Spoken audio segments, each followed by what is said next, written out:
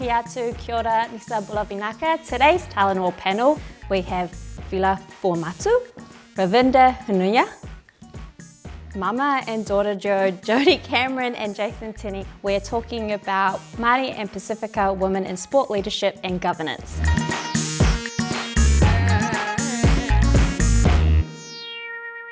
Jody, we're going to come to you first. Obviously leading at High Performance Sports New Zealand now, but being part of obviously basketball royalty with the tall Ferns. Can you speak to us a little bit of what that kind of leadership means to you? For me, leadership is around the bigger picture, macro, visionary, strategy, always seeing ahead, being ahead of the game, and in that view of what that would look like for them and future-proofing the generations to come. But also means, having that mindset forward, but working on the ground. So you've got that macro view, but it's really the micro, bringing people with you. So leadership's a balance of those things, looking forward and pulling along, and on a daily working with the people that you are to make sure that you bring the best out of them so that they become the future leaders to bring the next lot through. Kind of touches on the point, Whila, that you've obviously started, you were in Samoa and you worked at the Ministry of Sport and Culture. There was a connection between what Jody was talking about, that grassroots level straight into government in Samoa. Can you talk to us a little bit about what was beneficial for that? When I think about Samoa, there's no kind of the government's here and the people are here. It's you're on the ground, you're in the community. So, but you're fortunate to have then a role that can support people on the ground. So, I kind of see my role here in New Zealand. You can have people who are working in government who might not be at the grassroots, but the decisions are being made that can influence people. So I think having people who, as Jody was saying, at the micro level to the macro level, having that understanding is really beneficial for the positions that you might have in government. From a Samoan lens, that's definitely your experience, but from a Māori's perspective, how is that kind of idea of being collective and bringing everyone kind of on your journey shaped your own kind of navigating of the women in sport industry? It's actually very similar to what you've both said about the collective and the people. And something you actually said off camera was that we do things without realising it. We naturally have that embedded in us, that we are the role models, we are looking at people because that's just how we were raised. It's how our parents raised us. It's what culture doesn't demand it of us, but it's just how we've always rolled. So when you take that into places like Sky or being a journalist or whatever, I was a little bit shell-shocked, I must be honest, because I started my career at Whakaata Māori, so kaupapa Māori, I was very comfortable there. We walk into the office, take off our shoes, have karakia in the morning, all these sorts of things. And then I took a leap of faith and went to News Hub, and I was just like, no one else there looked like me, no one else there talked like me, no one else there told stories like me. So I'm like, okay, here we go. So that was a learning for me, and finding out about me and what I stood for, and me as a wahine and all of those sorts of things before I ever thought about imparting any of that on anybody else. I feel our Pacifica, our Māori women do come to me for advice, or do want to catch up for a coffee, and do want to know, what I did and how that could kind of help their pathway, because it's the unknown in a mainstream, Pākehā industry. It's hard to know where you kind of fall in line with things. Well, we want to take it to Jason now then about that, because you're saying basically like we get it from our parents, or we're role modeled from our environments. Lovely, beautiful mother here. Clearly learnt from the best, Jason. Can you kind of speak to what you probably picked up in terms of being raised with your mum, and how that shows up in your own leadership style? She was a single mother, so it's like she could just get everything done and do everything, and obviously I would see that and think, oh, okay, I can naturally do everything too, and kind of follow in her footsteps. And I just watch her around the home, even kind of how she is with people and interacts. And it's funny because everyone says I'm like her, but we disagree with that. We think, no, we're not like each other. But it's like, she's just been an example of that, and I've naturally picked it up. Kind of as you mentioned, it's just something that you fall into. And I think she always told me, like, you need to do what needs to get done. And it doesn't matter how you feel, kind of what you're going through, you know, feel it and still do it anyway, you know, and still keep going. And it's like that relentlessness, that never give up. As well, like you just keep going, don't let nobody knock you down or anything, you know, and how can you come back better if you do get knocked down or you do find something hard. So what are the other kind of skills that you think you got from do you think we're going to put her on the spot? Yeah. Okay, I'm successful. But you do. Yeah. So the other kind of skills that you think you picked up from mum, you know, that helped you even when you had to go over to the States for sport. I think thinking about more than just myself. But as an athlete, you kind of have to be a little bit selfish as well to try and get there, to get to a level that that you're competing at like an elite level. Jody, do you agree with that, or can you speak to your experience about trying to manage like being selfish, but then also having to still care for people around you? Sometimes you have to make those decisions, but knowing that, you know, in Te Ao Māori, you've got your po holding you there. Or, you know, my mum was that. She's like, yeah, go. Like, because you always know where home is. And I always wanted that for my children. And so our way is being athletes, you know, through sports. So you have to be selfish, you know, whatever terminology you're comfortable with, you know, it's an investment in what you do. But I think the important thing is with our culture and our upbringing and what we relate to and how we operate is that you never forget where you come from and that you always come back to give back. You know, I'm pretty hard, so I'm like firm in what it takes to get to be the best. And it's not everyone can do it. So being selfish is actually the way to be in terms of being successful as an athlete. But what that represents to everyone is different.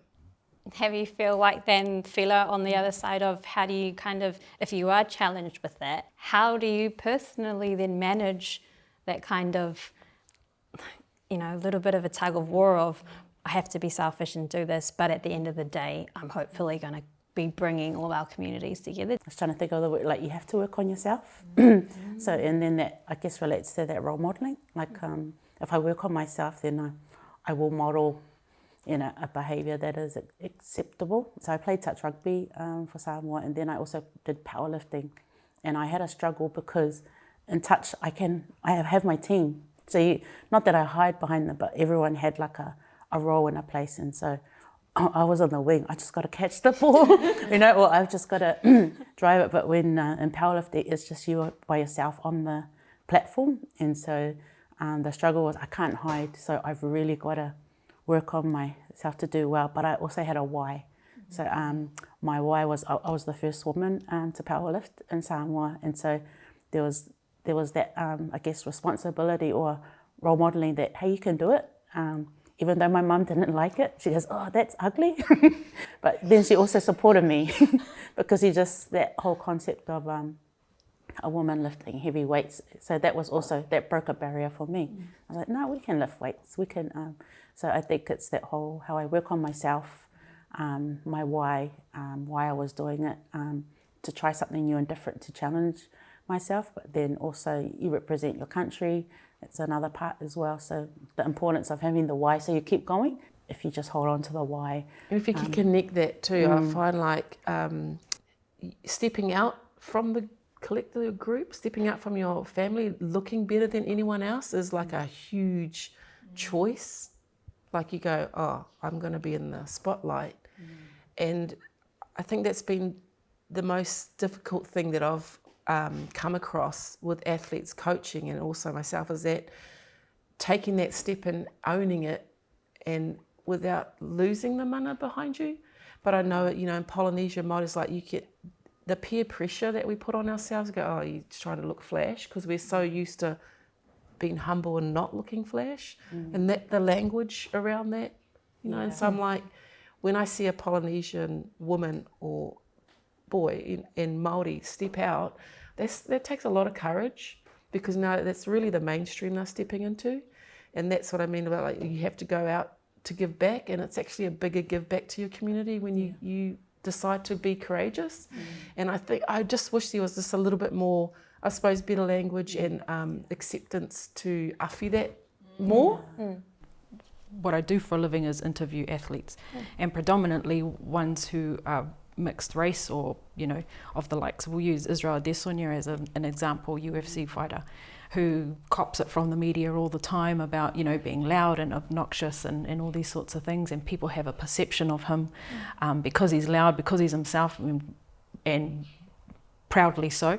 And he talks about tall poppy syndrome, you know, in New Zealand, and he's trying to argue the point, this is how I roll, take it or leave it, you don't have to watch me or listen to me, that's up to you. But you're right, that humbleness in Māori, Pacific, and I think a lot of cultures, even outside of Māori and Pacifica, kind of view things the same way. And I was actually, when I was talking, listening to you two right now, talking about, you know, we go out as a we and things, is, you know, even when I ventured out to be a sports journalist, the sacrifice you have to make. And I think sometimes, I know in my family, my relationships got affected.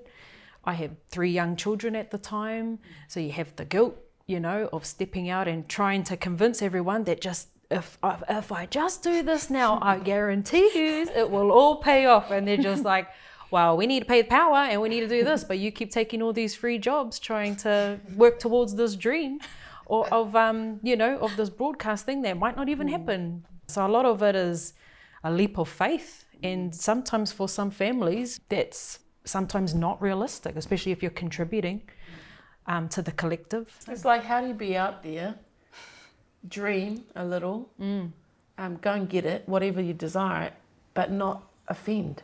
Like, you know, just, and it's, you're not doing it to like be cut off from them. It's just that, like, why can't you think and go, well, I want that. You can't sit in 2 worlds. We know that you can't be doing this and that. But if you've got a couple of people around you in your family or your collective going, just go and get it, don't worry about it, then you're away. You know, and then you just see how people thrive.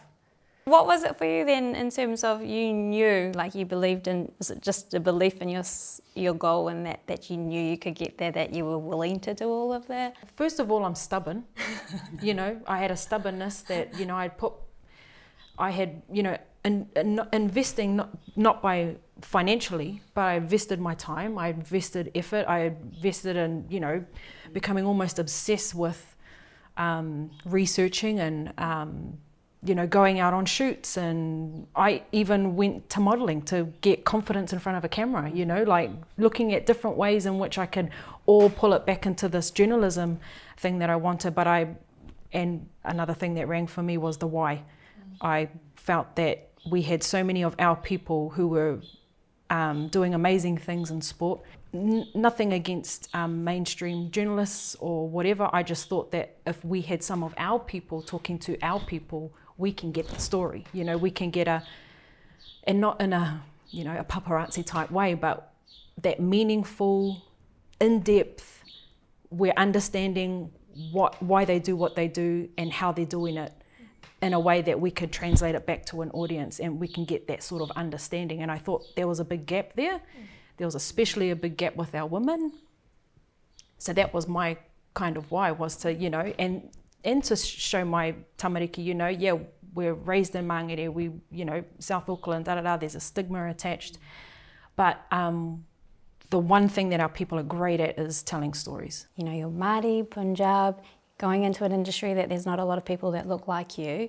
How did you navigate kind of, this is what I'm like at home and this is who I am, but then sometimes when I'm coming into my work environment, I potentially have to try and change or fit?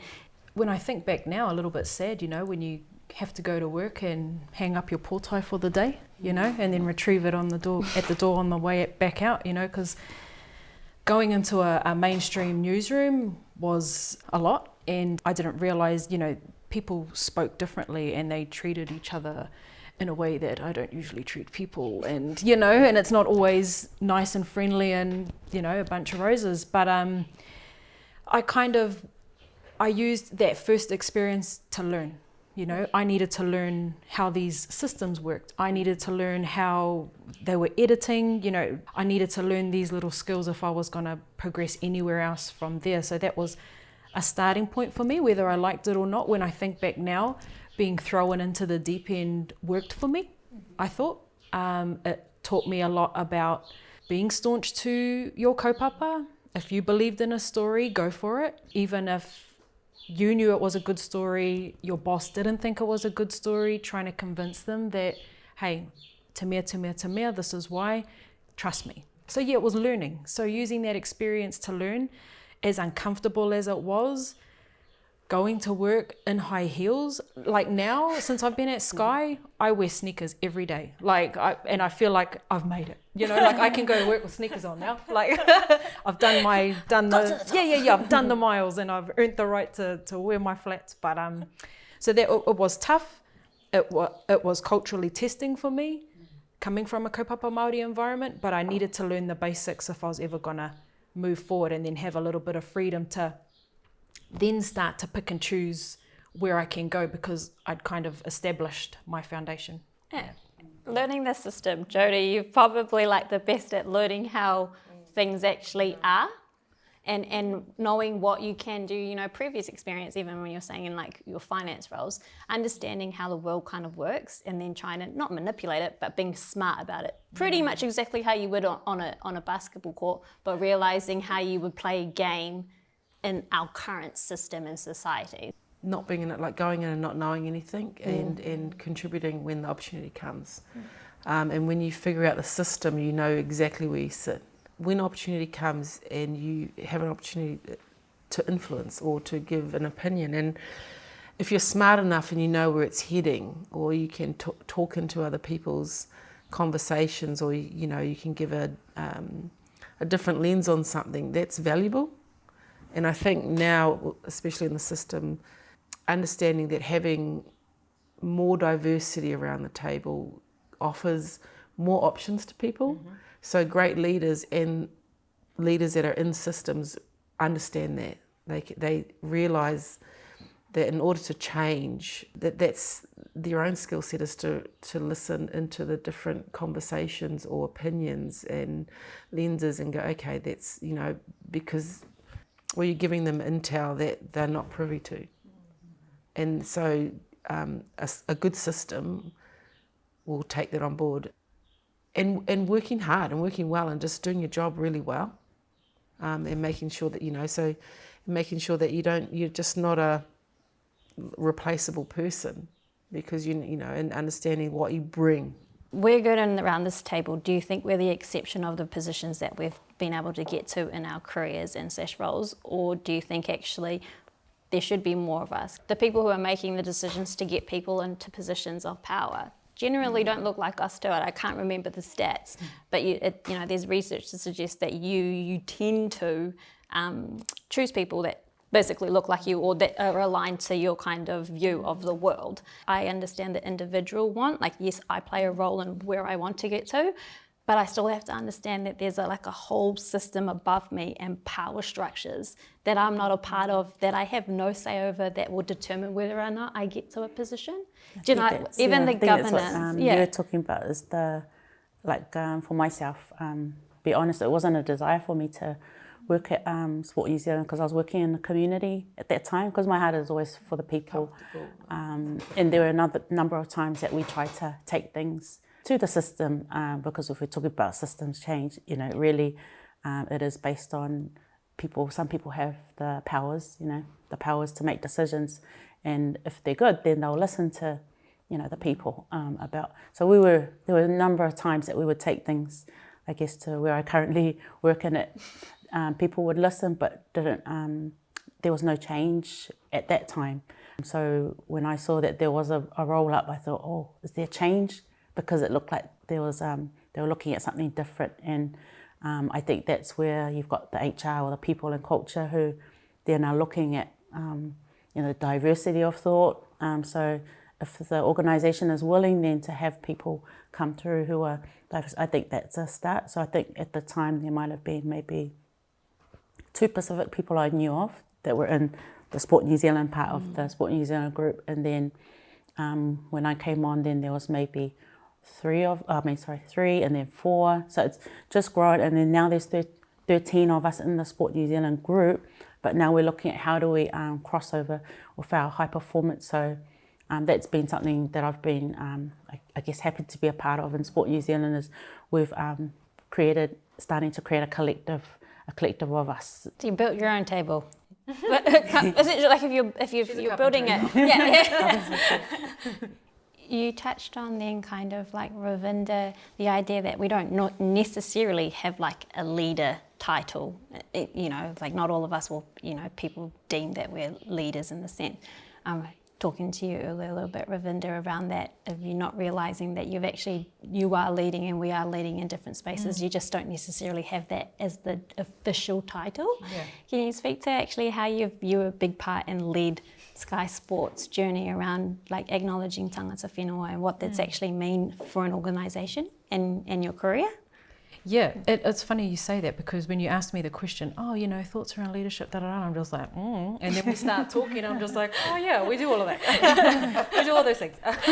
But yeah, I think it's, when we think about sport in particular and the talent that we have, not only here in Aotearoa but around the world, and what our Māori and Pacific people do on that stage is crazy ridiculous. Like how do we have all this talent around everywhere, and yet our structures don't reflect that in a lot of ways? I'm not saying that it's wrong, I'm saying it can be better. And so I've always been quite adamant about where I can inject kaupapa Māori in my mahi, that I will. I have to think about being palatable to a predominantly Pākehā audience.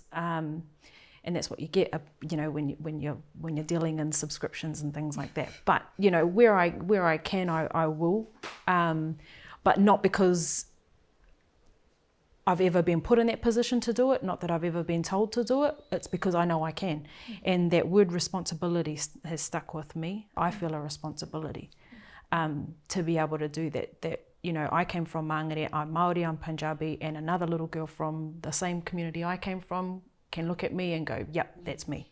I can do that too. But yeah, it's that responsibility really. But in an organisation like Sky, who are now, making conscious effort to incorporate a Māori strategy into its kaupapa, and it is things like changing wordings and job descriptions and changing wordings in policy, where we are using some Māori kupu, some Pasifika kupu, because of when we're putting out those words, those are the people that are going to come in. So it's kind of rethinking how we put ourselves out to the world, not only as entertainment or sport and entertainment, but as an organisation that is based here in New Zealand. Do you, as a current athlete, Jason, feel like you have to still kind of act as a role model for women in sport? Yeah, most definitely. I think more because you're always being watched, right? Everyone is watching you.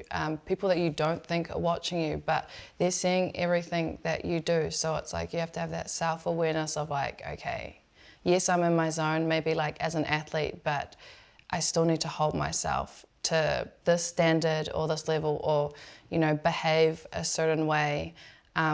Because I've got younger generations looking at me, I've got younger girls looking like that. So it's like, well, what am I teaching them through what I am role modeling on the court of how I behave? But then also, not just younger girls, like my teammates, and then it's like the management, and then it's like you're on TV, so it's like, what is everyone else on TV seeing? And then I think too, it's like, because female athletes are becoming more popular, it's like, when I'm performing, what am I showing that female athletes are, And I don't necessarily care about what other people think, but I do care what I'm showing, because that shows what I care about myself and who I am as a person. And I think that is important. The advice for people wanting to go over and do something similar to you over in the States, what would it be like for our young Pacifica and Māori women that want to go and pursue a sporting career over there? What kind of advice would you give them? I think our biggest thing is your why.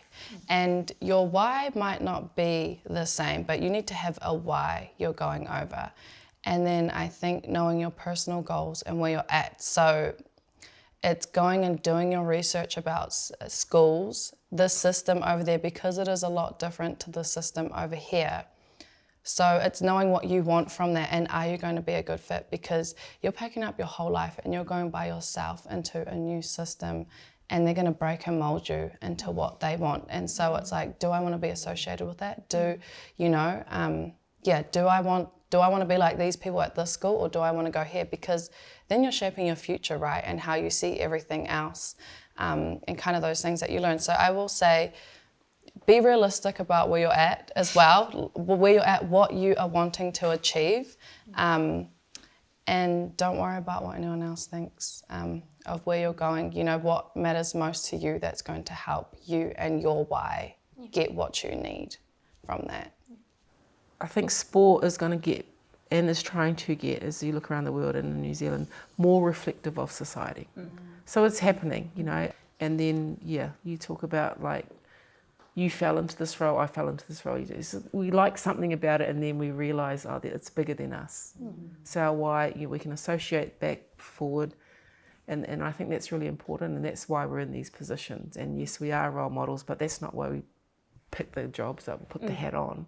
It's not the accolade stuff, it's purposeful. And I think there's a lot of integrity around us being leaders, because we're always making sure that the elders, our parents, checking us, that it's all good. You know, we don't do anything that's going to put them in a bad light. So, I think just it'll happen, and it'll be more reflective of society. And then what is our role and our place? And then if we choose to go up, it's a bit, you best be putting on your best boots too, because it's not easy. Pulling everyone up. Pulling everyone up. Yeah. But you got to go up and like be in that. You got to work that first. Do I like it? Well, do I like it up here or not? The choice. Yeah. You stay or go. It's not for me. And I think we have to be honest about that. Like, if you're going to make change, you've got to keep going up, because it all comes back down. And leading in our own different spaces. To your point, Jason, too, it's like individually you can lead, but you're also conscious of that you're pulling everyone with you. And when you do get to those levels, it is a hand down and pulling everyone up that looks, that kind of represents us to do that. So thank you for finishing on that, Jody. And thank you all very much for actually giving up your time real randomly to come in and have a good chat around leadership and governance. So thank you.